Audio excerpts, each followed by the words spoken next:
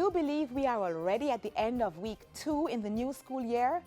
Boy, time sure flies. Hey there, thanks for stopping by for your favorite Friday TV program, Jamaica Magazine.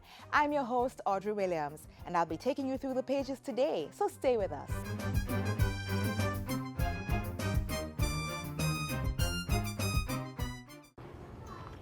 What about my G? No go my general, no school, no work, no nothing. Check this out. Maybe it can help you. There's some me I go. Are you between 18 and 24? Have you dropped out of school to look for work? Improve your chances by joining the National Service Corps. We will get you trained and certified and give you the start you need. This program has been designed to equip you with the core skills and support to succeed in the world of work. Grab your opportunity now. Apply for the National Service Corps program. Get trained, get certified, get ready for work. For more information, contact a Heart Trust NTA or National Youth Service office.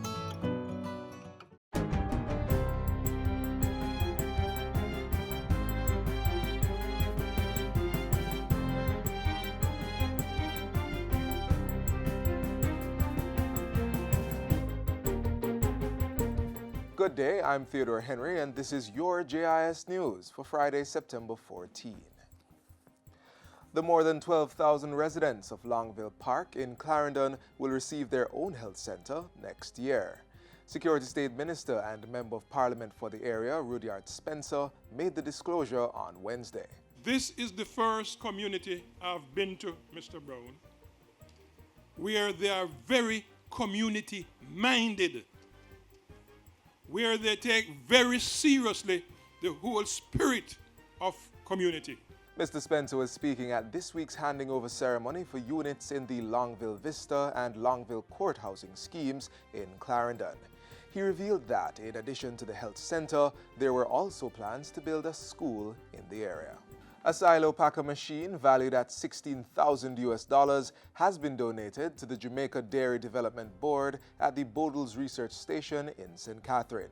The USAID, Jamaica Rural Economy and Ecosystems Adapting to Climate Change 2, or JAREACH 2 project, financed the purchasing of the machine, which is the first of its kind in the island. Agriculture Minister Audley Shaw says the machine is expected to improve the efficiency of dairy production, allowing the farmers to compete better internationally.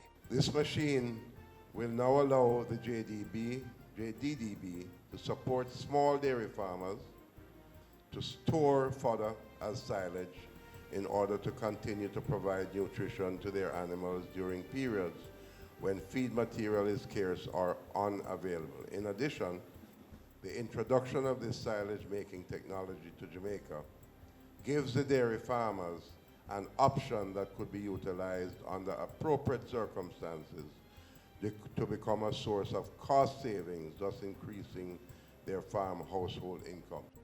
The machine was handed over on Wednesday during the Fodder Conservation Strategies for Jamaica silage making packaging workshop at Bodles. $2.32 million in bursaries and scholarships have been given to 48 adolescent parents to help them reintegrate into the formal education system. They are being awarded under the Advancing Secondary, Tertiary, Remedial Education for Adolescent Mothers A-Stream program launched by Gender Minister Olivia Grange earlier this year and implemented by Women's Center of Jamaica Foundation. Under the initiative, 40 teen mothers and 14 fathers have each received $40,000 to help with their secondary school expenses.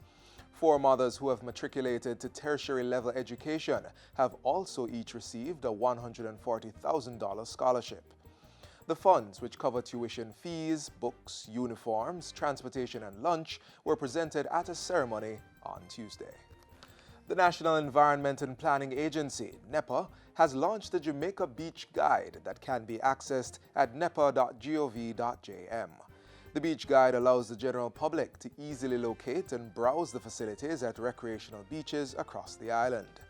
Visitors to the website can get information on 87 public beaches by name or by parish. Beaches coordinator at NEPA, Shalene Roy Myrie, used the recent JIS think tank to encourage persons to add community beaches to the list. If you have a beach in your community that the the community regularly uses, you can submit the information to us. NEPA will go and verify that beach and then add it to our webpage. So it's a continued process of including all the public beaches until we have gone to the point where we have satisfied and included all the public beaches across the island. NEPA's Beaches webpage also has information on the Adopt a Beach program, sea turtles, and how to effectively manage sargassum on the island. And finally, stakeholder information sessions are being hosted to eliminate violence against children across the country. The information sessions, organized by the Child Protection and Family Services Agency, CPFSA, were first held earlier this week. They concentrate on the National Plan of Action for an integrated response to children and violence. Chief Executive Officer at the CPFSA, Rosalie Gage-Gray, says that in the 2017-2018 fiscal period, over 13,000 reports of child abuse were received by the National Children's Registry. And in 2017, 55 children died of a homicide, a 34% increase over 2016. Mrs. Gage-Gray says the National Plan of Action for an integrated response to children and violence will help to address this major issue. The National Plan of Action will be implemented over a 5-year period. And that's it for JIS News Today. I'm Theodore Henry. Thanks for watching.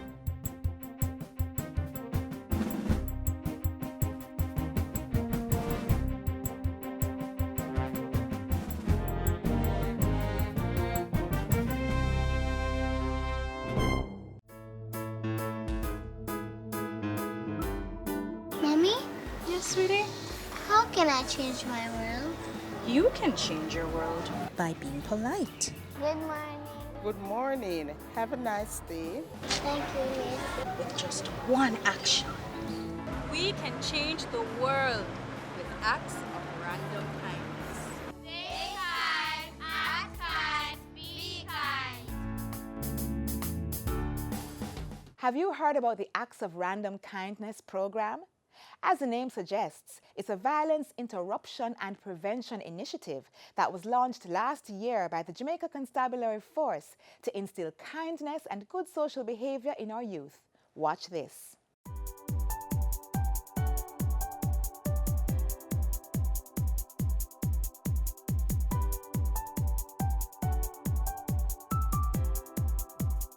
So many times we sit and we talk and we say, hey, I would love for Jamaica to be this kind of place. But what are you really doing? What type of Jamaica do you want to see?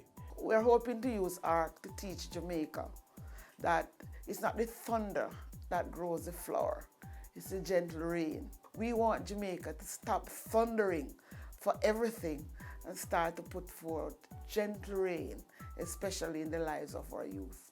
This gentle rain is the Acts of Random Kindness initiative being put forward by the Jamaica Constabulary Force, the JCF, a program that inspires and encourages expressions of kindness. Our project comes out of our youth empowerment and mentorship program, where we're teaching our youngsters to know themselves, to know their purpose, to understand that it is important to cultivate attitudes of kindness, gratitude, and respect, as well as to put themselves on a good destiny, a life path. The Youth Empowerment and Mentorship Program uses the iPad Summer Camp to teach resilience and social skills to children from at-risk communities. If we can show you an act of kindness when you were young, if you were to reciprocate this act of kindness to somebody else, what a wonderful Jamaica this could be. We saw a youth leader in the camp who decided to take responsibility for the lack of a belt on one of his team's part and said, you know what, you have my belt and I will then take the responsibility for the consequences. It's like an evolution and a revolution all at once, because they made revolutionary changes to their behaviors as opposed to when they just came on day one, day two, and you could start to see them evolving into being kind and gentler youth. Action means identity, purpose, attitude, and destiny. So with the attitude, you have I show respect, kindness, and gratitude.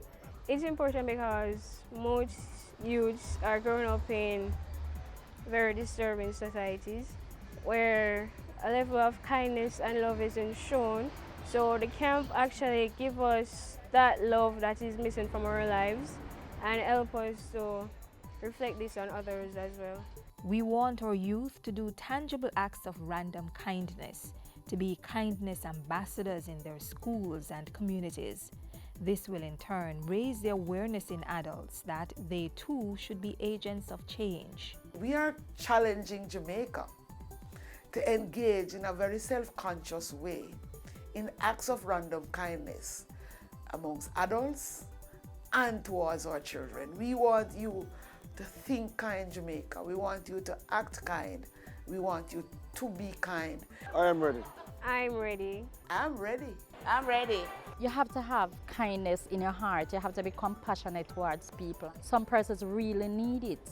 A little act of kindness sometimes motivates somebody else. So we want our youngsters at school, at home, and at play to think kind, act kind, and be kind.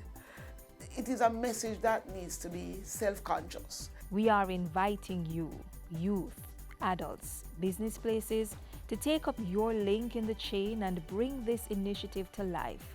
Respond with smiles, hugs, positive affirmations, and acts of kindness to transform relationships in homes, schools, the workplace.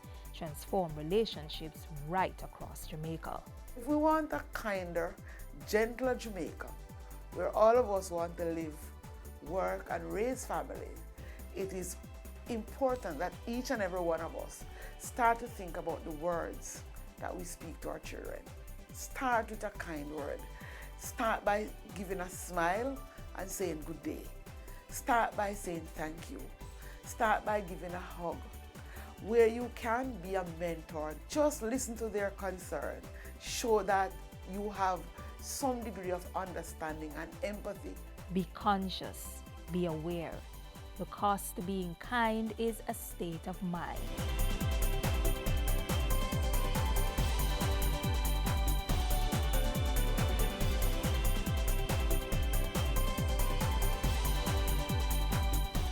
Three Miles is one of the country's busiest intersections with 70,000 vehicles passing through the area daily, and it's now experiencing roadwork improvements. Motorists and pedestrians are being asked to follow simple road rules as they traverse the 3 Miles area and any other road construction zones in the country. Remember, the prescribed speed limit is 30 kilometers per hour. Adhere to the instructions of the flag persons in these areas. Always look out for posted warning signs. Expect delays. Plan for them by leaving early to reach your destination on time. And finally, slow down and be aware of your environment. The development of the 3 Miles road network is just another example of our government working to make Jamaica the place of choice. I know you've heard it time and time again that you're never too young to make a difference. In fact, the good book says, a little child shall lead them. Don't believe me? Listen now as young 14-year-old Regine Bennett shares how she is using her skills in broadcasting to craft a bright and promising future. Not very often we get a chance to meet junior broadcasters like yourself or junior broadcaster like yourself. And so it gives me great pleasure and quite an honor to sit and talk with you today. So tell me a little bit about yourself. My life in broadcasting actually started at Montego Primary School, where the former principal, Mrs. Candalee Crooksmith, identified that I had a passion in speaking. And in speaking, I mean, I was very talkative in class, and she wanted me to learn how to use my voice in a positive way. So that's where I found the Kids Hub Media Network, a non-profit organization where we seek to give kids, tweens, and teens an opportunity to share their voice. And I became a part of that organization, and my life in broadcasting just took full speed there from there. So when you were given that opportunity, how did that make you feel? I felt amazing because now learning how to use my voice in a positive way, I am better able to interact with others. I have better communication skills, and I just find myself being a better individual. Do you believe that you found your passion? Yes, I have found one of my passions. One of the passions. Of journalism. Yes. But I just love being on camera and having a mic and letting my voice be heard. And what I love about journalism is that it helps you to be a current and well-rounded individual. Your opportunity which you were given to be a part of the President Obama visit to Jamaica, what are some of the other issues that you're able to deal with as a junior broadcaster? I'll mainly focus on the confidence that the young boys and girls may have in themselves. Bullying, we recently spoke about bullying in schools and how that affects others, and just how to be the best you in all that you can do. And how are you able to strike a balance between, obviously you're doing well academically here at St. Hugh's and being a junior broadcaster, how are you able to strike the balance between both? I'm doing my best at the time management because it's not an easy concept to grasp for me, but I am still trying. And it's just a blessing, I guess, when some people ask me how do I manage this and multi-talents, and I just organize myself well and try to cover a lot in the time I'm given. And so you live in a single parent household, but aren't mothers amazing to provide the nurture and the care and the love and the kind of motivation? But there's something else. What is that other little thing that keeps you motivated outside of your mother's encouraging words? I would have to say, I would have to give it all to God, that He keeps me going, because many times you're gonna feel demotivated and that you can't go on, but then you just remember where you're coming from and where you are now, and you actually feel proud of yourself, not overconfident, yes, but in that essence to say you are thankful and that you can't wait to see where you are to go in the future. So I would have to give it all to God. What is the one lesson that you've learned having been a junior broadcaster? And and how has that one lesson, changed your life or impact your life in a particular way? I have learned to accept failure, and it wasn't an easy process. Failure is not anything that anybody would be comfortable with, but it's something that goes hand in hand with success, and that's what I've learned over time being a junior broadcaster. It has just been helping me in my growth as a junior broadcaster, and just how to handle criticism, and to just, you don't take it negatively, but turn it into a positive way in order to bloom you and to just allow you to become the individual that you should be. What's the one message you would like young boys and young girls who are watching this program to walk away with? To try. So that's what I would want them to walk away with. Never give up on your dreams, and always aspire to be the best you that you can be, and to just aspire to achieve greatness, and always put God first. And so I want to take this opportunity to say thank you so much. And it really was a pleasure talking with you and to you. And from one broadcaster to the next, I'd like to just encourage you to continue to do what you're doing with great passion. And if you want to become successful, more successful and great in the business, then that inner passion must always be like a candle burning, never out. The flame is constantly burning. That when you think about all the things that you want to accomplish, you feel so good inside, and you're filled with so much joy. When you have that kind of passion, there's longevity. So I wish you all the very best, and thank you so much for talking to us.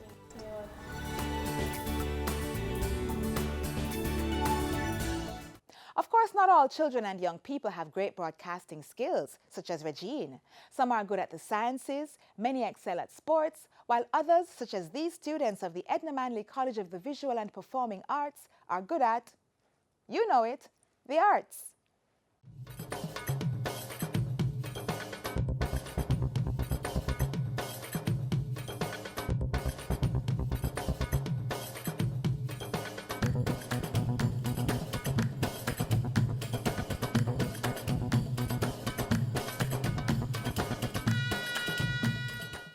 Visual arts has many components. These include drawing, graphics, sculpting, photography, painting, animation, and fashion design.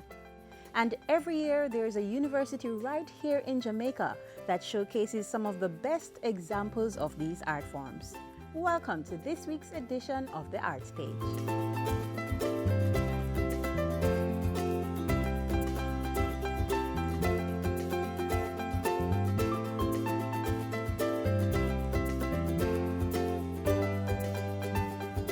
Core to what we do is to ensure and try to get the students into that headspace that exiting, you are an artist, yes, and so your work, even how it's situated now for presentation, speaks across boundaries in terms of discipline.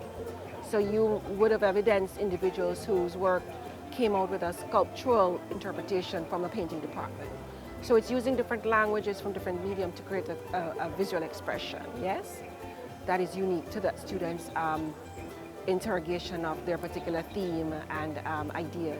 So what I've done is to separate the human being from the universe to show how we become self-indulgent, disconnected. So it's universe, human, universe, human, human, universe. I did this project for us to become more aware. I'm starting a conversation that no one wants to talk about. You know, we are the problem, we are the cause, right? So we had the connection, we got disconnected, and the solution to this disconnection is balance. We can't keep taking from the environment and not giving back. This is capturing their thoughts, and in order to capture thoughts, you need to close your eyes and think, right? And this is just capturing their stories, and because most people tend to use tattoo because of life experience. Most tattoo shops in Jamaica are small and congested. Inking tattoo studios just here to erase all of that.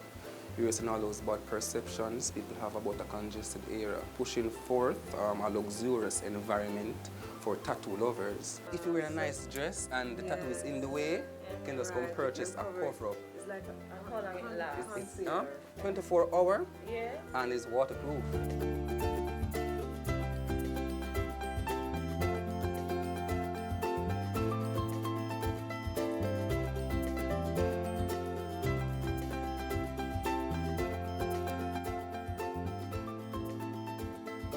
So what you have is a lot of cross-disciplinary presentation, very interdisciplinary work presented, yes, and it is particularly exciting. And I must say that the level this year has been particularly high. On the left side of the mural, for 8 panels, you have that evolutionary perspective. On the right side, for 8 panels, you have that creation perspective. But both sides are stylized in such a way that show that there can be common ground between them. I'm hoping that it inspires. I'm hoping that it inspires, and it also inspires me to do better work.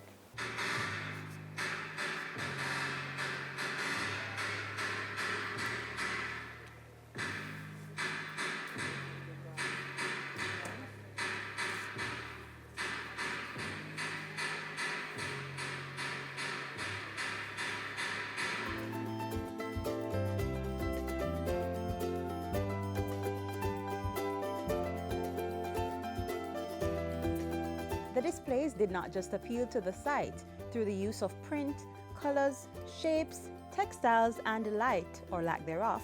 They also appealed to hearing in the form of animation.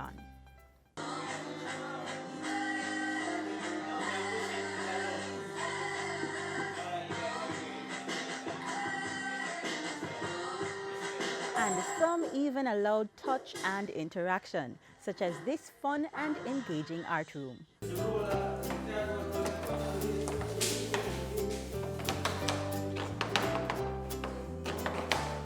The quality and the refinement of their processes has been particularly, beyond our expectations in a lot of instances. And I do believe that these students, we have given them the opportunity to be able to step out of this space into any other space and represent themselves well.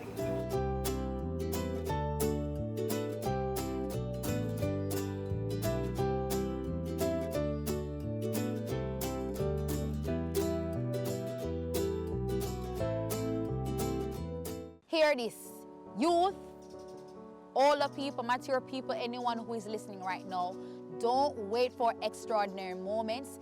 Seize small opportunities and make them great. I've learned that through this experience. experience. So if you have an idea, there's something that you want to do and you have not sought out an avenue, trust me, the time is now. Get it done.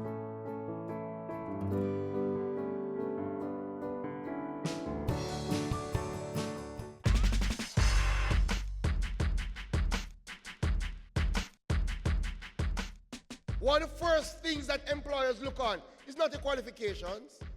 They go down to the experience part.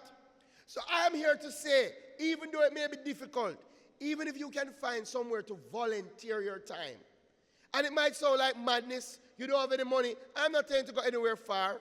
I'm not telling you to go anywhere where you have to take taxi. I'm telling you to find a business, even if it's in your community. Go to them and say, you know what? I would love to volunteer sometime with you. Because you're not thinking about whether they're going to pay you, whether they're going to treat you good. You're thinking about at the end of the day on your resume, you will say from January so to so and so, you worked here. It is very important. And people are not really looking at necessarily where you work. Although if you work in the field, it helps. But you know what people want to know? Employers, they want to know that you have the teamwork skills. That you have the work ethic, you're used to waking up early. You're used to working overtime. That is what is important. So I say to all of you, get some work experience.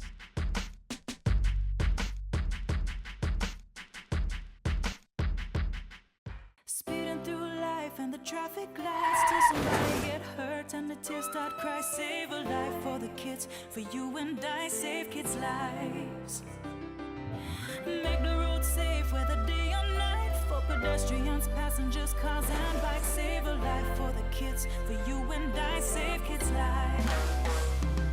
Hey man, it's our job to keep the road them safe. Have to take care of the youth them so we know them safe. And obey the road code, don't race. No bother with the speeding, cause make face. And check your light them on your tires and brakes. Riders on the pillions who left the helmet. I put on the cell phone, no send no text. No matter what color they on your plate. When you're on the road, take your time. When you're on the road, bear this in mind. When you're on the road, you can save a life. When you're on the road, when you're on the road, I beg you please be safe. Wear your seatbelt to keep you safe, and make sure your helmet's in place when you're on the road. Hey, follow me. Well, everybody drive good and walk good. Then teach the youth them how to cross good. I beg you obey the road signs, park good. And put the young ones in a car seats, all good. And everybody drive good and walk good. And we say young and old, I beg you cast good. Remember the dark clothes at night, that is hard good. From you I use up the sidewalk, it's all good. When you're on the road, take your time. When you're on the road, bear this in mind. When you're on the road, you can save a life. When you're on the road, when you're on the road, I beg you please be safe. Wear your seatbelt to keep you safe, and make sure your helmet's in place. When you're on the road, when you're on the road, when you're on the road. And you've arrived at the final page of today's Jamaica magazine. Thanks for browsing with us. To watch today's program again, simply visit our website, jis.gov.jm. You may also follow us on Twitter, Facebook and Instagram for more information on government programs and initiatives. I'm Audrey. Thanks for watching.